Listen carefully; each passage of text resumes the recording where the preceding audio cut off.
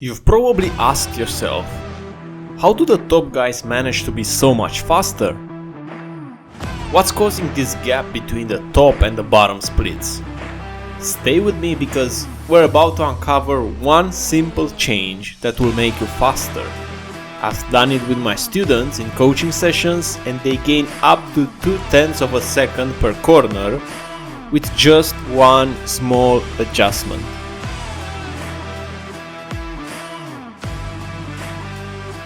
Let's get started.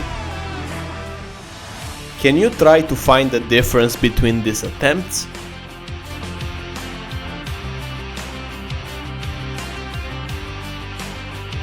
Let's look closely. Even advanced racers often believe they've mastered judging the corner speed limit under specific track conditions and car conditions, but this is rarely the case.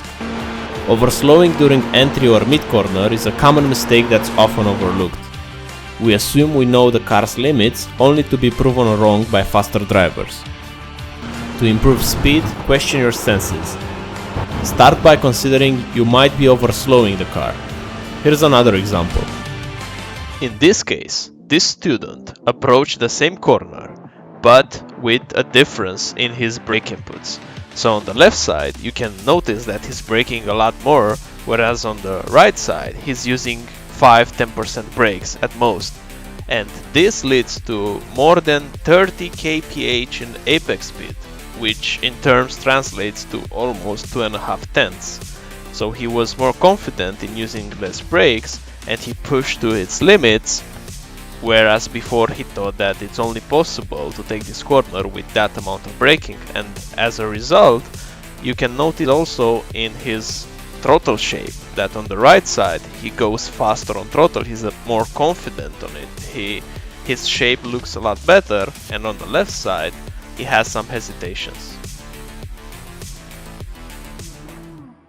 And don't be fooled into thinking that this is only a mistake for beginners. It can happen to varying degrees. Take a look for example at my telemetry data to illustrate this point.